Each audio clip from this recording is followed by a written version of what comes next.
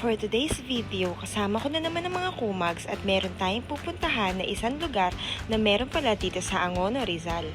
Eto, na-scam ko na naman ang bulinggit na to dahil ang sabi ko sa park kami pupunta. So tara at mag-teleport na tayo papunta dun. At eto, after ng ilang oras namin paglalakbay, nakarating na rin kami dito.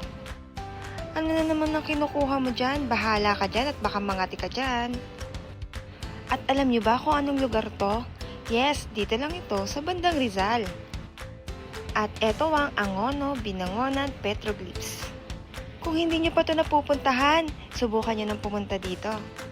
So tara, pasukin na natin ang Angono, Binangonan, Petroglyphs.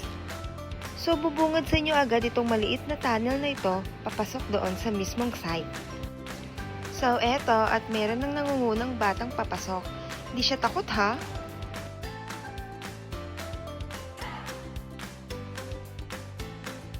Dito pa lang sa loob ng tunnel, kakaiba agad yung mararamdaman nyo. At in fairness, malamig dito sa loob ng tunnel. Nakakamangha talaga ang ganda ng Rizal. Ano kaya makikita namin sa dulo ng tunnel na ito? Huwag kayong mag-alala dahil safe naman dumaan dito. Yun nga lang, hindi na pwede ang mga sasakyan sa loob nito. Talagang maglalakad ka papunta dun sa mismong site.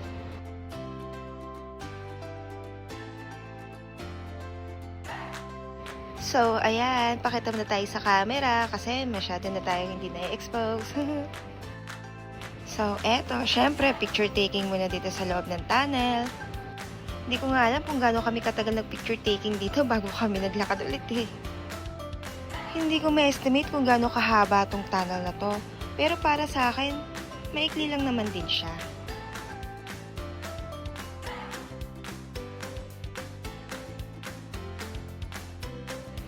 Wala palang bayad ang pagpunta dito, pero hanggang alas 5 lang sila.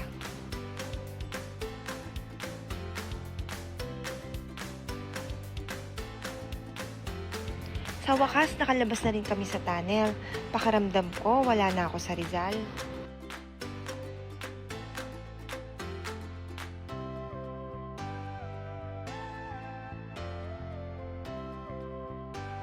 Hindi ko alam kung gaano pa kahaba itong nilakad namin papunta dun sa mismong site. Pero dito, puro mga halaman yung makikita mo. Medyo mainit nga lang dito, hindi katulad dun sa loob ng tunnel. Abay, meron din palang cactus na namumunga dito. Oh. At sa wakas, narating na rin namin yung mismong site. At tara, tingnan natin kung ano bang makikita natin dito.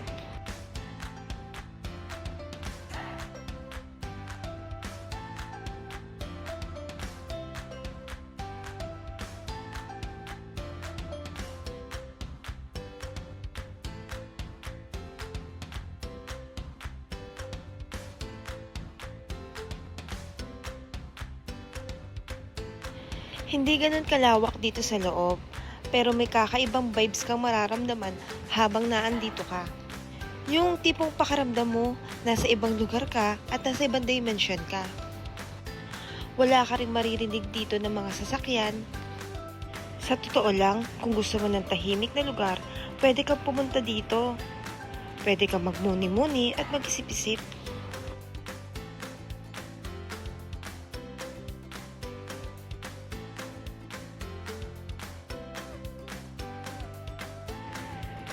Eto at meron ng nagpipictorial. Ang ganda naman kasi talaga ng background dito eh. Pakaramdam ko nga, nasa Japan ako dahil siguro dito sa mga kahoy na nakikita ko. Sana, na-enjoy niyo yung pasyal namin dito sa Angono, Binangonan, Petroglyphs. Kaya ano pang inaantay nyo? Punta na kayo!